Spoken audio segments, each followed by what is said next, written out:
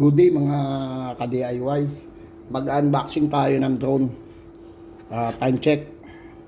Ang oras po natin is 2:27 Saturday, February 1, 2025. Mag-unboxing po tayo ng drone. Yung drone po natin ay galing sa Henry's Cameras. Ang location po nito nung store nila ay sa SM North EDSA sa 3rd floor. Open po natin. Pakita ko po sa inyo yung ating drone. Gagamitin po natin sa vlog. Yung last na drone natin ay malabo yung camera. Bumili ngayon tayo ng panibagong drone. Yung ating drone ay DJI Flip. I-open natin. Ito na-open na to doon sa store. Yung seller ay sa atin, nagturo ng basic na paggamit nitong drone. At itong drone natin ay may mga lugar na pwedeng paliparan ng drone. At hindi pwedeng magpalipad sa mga lugar na crowded or sa gabi. At nakalagay dun sa manual na sa gabi ay bawal paliparin yung ating drone. Yun po ang sabi sa atin nung seller. Pero sa ibang lugar nakakakita naman tayo ng nagpapalipad ng drone.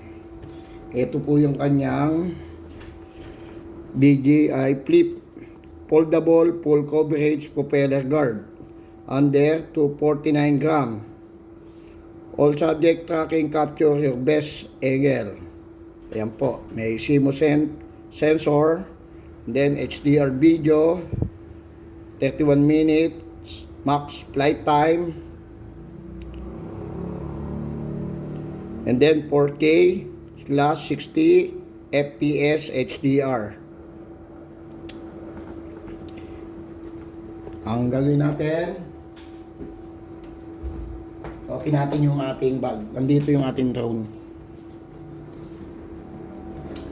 Yung ating drone ay latest model ng DJI Flip. Pwede siyang gamitin na naka-power off yung kanyang RC2, yung controller. Ito yung RC2, yung ating remote control or controller. And then yung ating cellphone ay installan natin ng DJI apps. If gusto nyo or like nyo na gamitin yung inyong cellphone na maging controller ay pwede. If mag-install kayo ng DJ app sa inyong cellphone, sa smartphone nyo. Ito yung kanyang joystick. Dito yung lagayan sa likod. Ayan, nakalagay siya dyan. Oh. If ever na ilalagay nyo sa bag, hindi siya sasabit.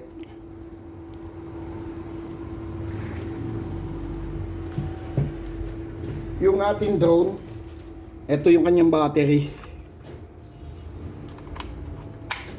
And then may spare pang dalawang battery.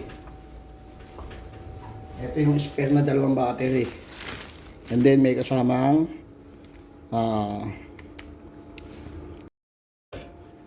adapter. Ngayon ang gagawin natin dito, itetest natin. Hindi natin gagamitin tong RC2, yung kanyang controller. Pakikita ko sa inyo. Yung pag-open ito, eto, ilayin lang natin to. Pupull lang natin to. Yan.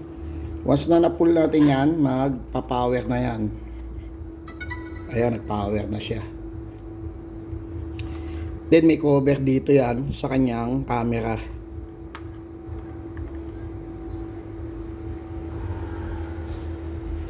Ito yung kanyang cover. Dalawa yung cover niya. Ito, and then ito. Gagawin natin, paliliparin natin siya ng walang controller. Ang gagawin natin ay open natin siya and then susundan tayo ng drone. Magka-capture siya ng video. Kukunan niya tayo ng video. Okay. Dali. Taas natin yung camera natin.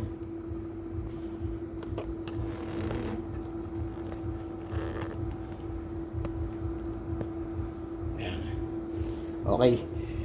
Yung pipiliin natin dito para sumunod sa atin yung ating drone mode follow. Drone, circle, rocket, spot, helix, follow. Medium, follow. 3, 2, 1. Ayan, lumipad na yung ating drone.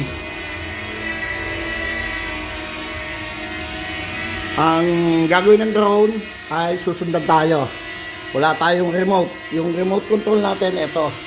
Naka-power off.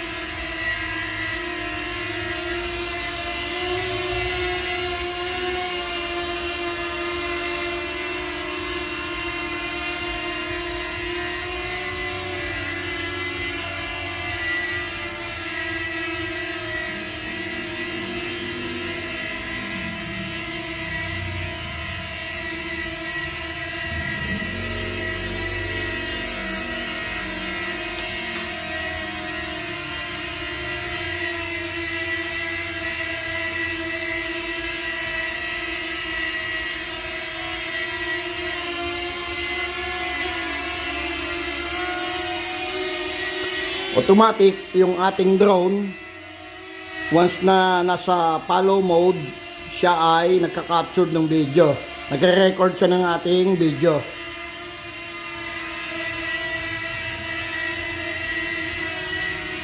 Yan po siya.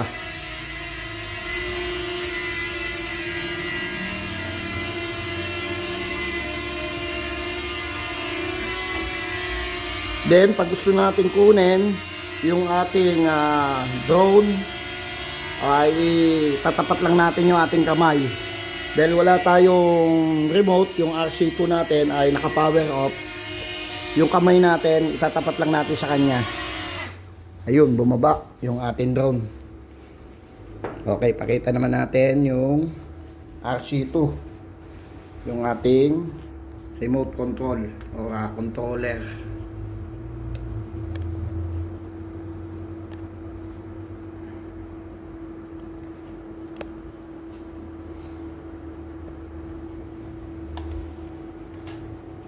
Yung ating remote, ang power switch ay ito. And then dito, ang tinuro sa atin no seller, ang gagamitin natin yung N, yung normal. And then ito yung home. Yung home, pag malayo na yung drone natin, i-press lang natin tong home, kusa siyang babalik sa atin. Or uuwi siya papunta sa malapit sa ating RC2. Yung pag-power ng ating controller RC2 ay isang press and then long press.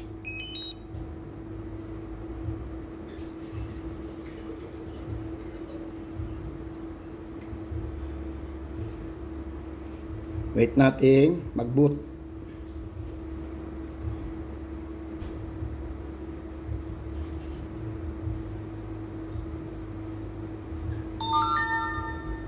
Okay.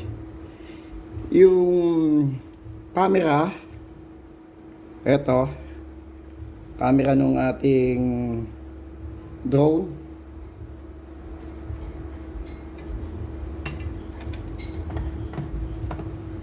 Meron siyang controller dito. Up and down. Ayan. Up and down.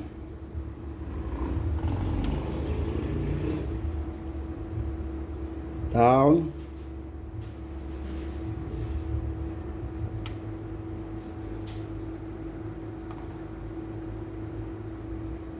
Ayan. Down. Then up.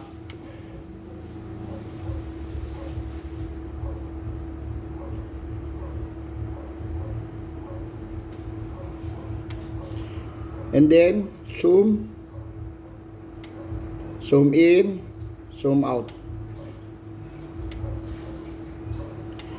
Yung controller natin, itong joystick, itong sa right side, ito yung forward and then backward, and then Approached edge of altitude zone. move to right and then move to left, and then ito yung altitude, up, pataas, and then down, and then rotate left, rotate right. Okay, palipadin natin. Siya umangat, i-press natin ito, lalabas dyan yung take off. Ayun yung take off.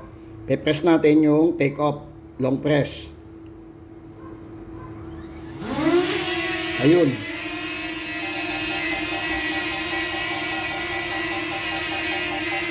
Okay, forward.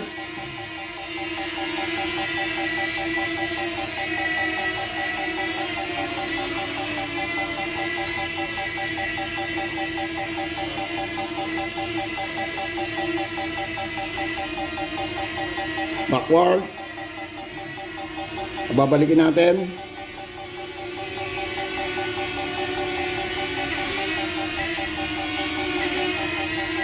Okay. Rotate. Left.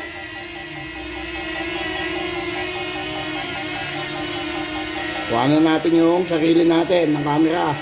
Ayan.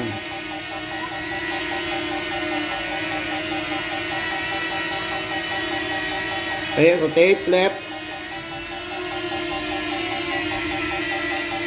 Rotate right.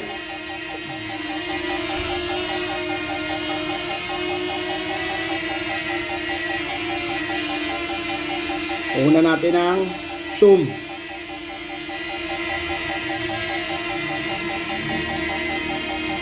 Zoom out, zoom in. Okay, forward. Move to right.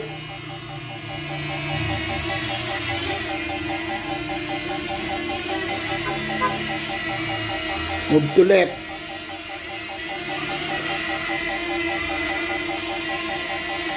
Move to right. And then rotate right. Okay, backward. Atras.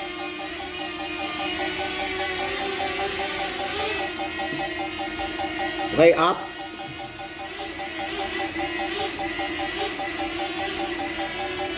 Down.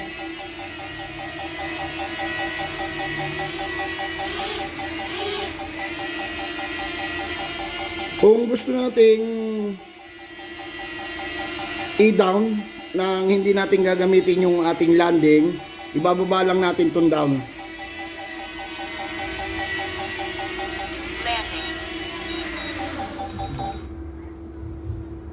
And then, pwede din natin siyang kunin sa ating kamay. Take off. Yun. Palipadin ulit natin. Take off. Ang gagawin natin, kukunin natin sa ating kamay. Forward. Up. Kukunin natin sa ating kamay. Nag-landing siya. Okay, ang gagawin natin, paliliparin natin doon sa taas. Sa rooftop. Akit tayo sa rooftop. At doon natin siya itetest yung camera kung malinaw. Kukunan natin, magre-record tayo ng video para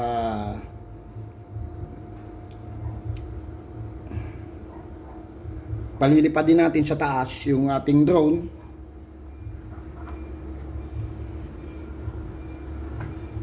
Kukuha tayo ng video and then isama natin dito sa ating demo ng ating drone. Ang gagawin natin, mayang medyo madilim na, doon tayo magpapalipad ng drone. Ang oras natin ay 2:42. Medyo mainit doon sa taas. Gagawin natin, magpapalipad tayo ng drone, medyo madilim na. Pero doon sa sinabi nung seller ay bawal magpalipad ng drone sa gabi. And then may mga lugar lang na pwedeng magpalipad ng drone. Ito gagamitin natin sa vlog. Yung isang drone natin ay malabo yung ating camera. Kaya bumili pa tayo ng drone ulit. Palipad din natin ng walang remote. Off natin itong controller natin. Yung pag-off ay isang press and then pangalawang press ay long press.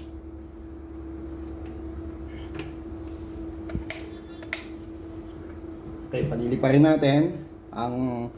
Ang se-select natin dito yung follow.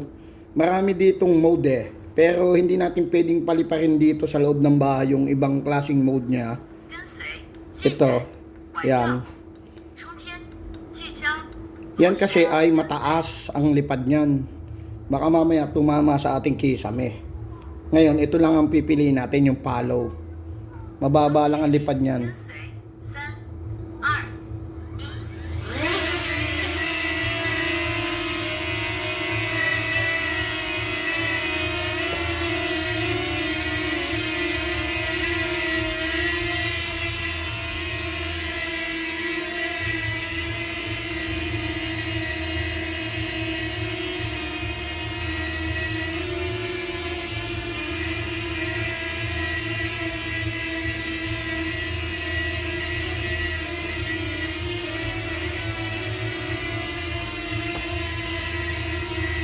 Okay, sumusunod sa atin yung ating drone.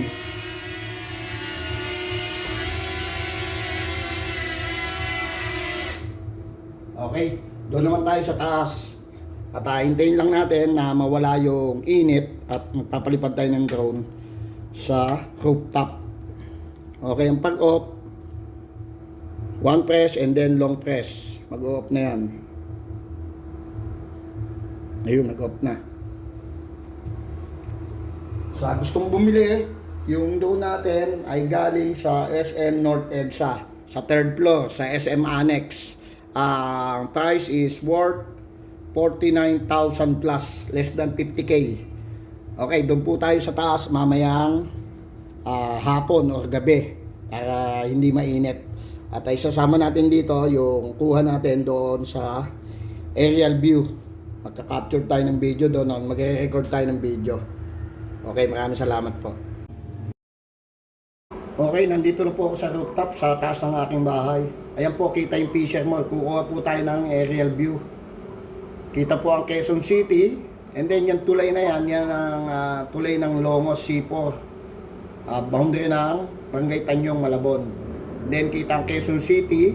And then Manila. And then ito sa tapat natin, ayan, yung malakas ang ilaw, yan yung Fair South. And then dito sa right side, yung dilawang ilaw, yan ang pier sa road 10 sa Tondo. And then ito, yung tapat na yan ay Nabotas.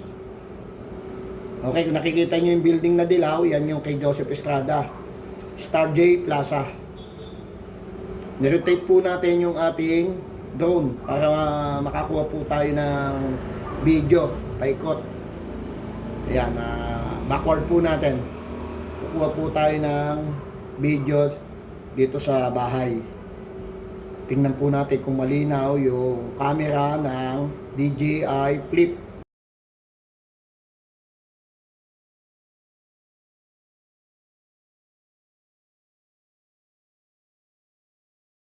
Yan po ang kalye ng Rivera Street, Barangay Tanyong, Malabon.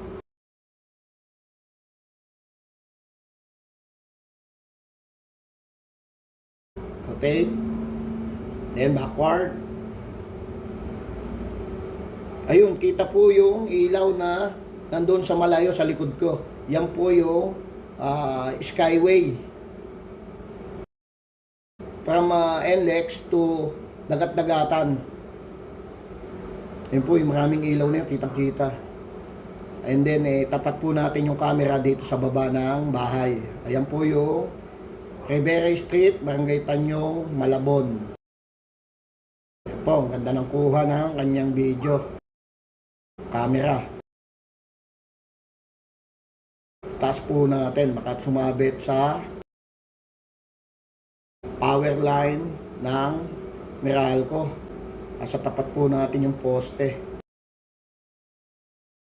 Okay, silipin natin yung baba. Then, taas.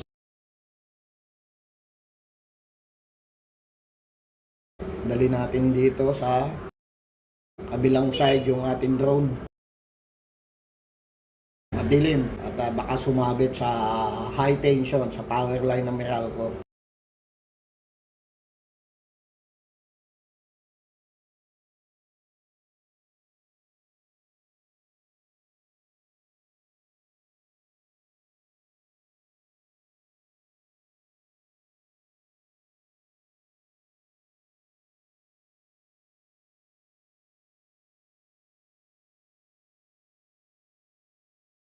Okay, linaw.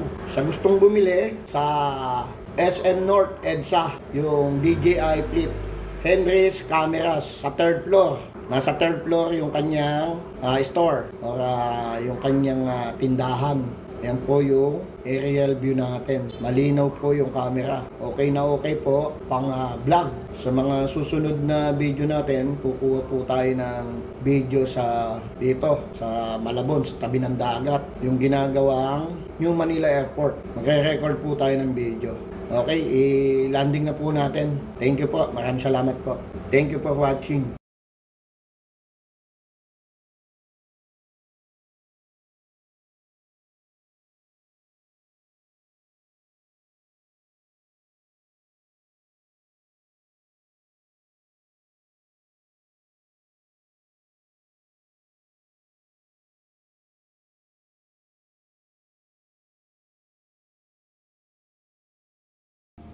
Okay, thank you po.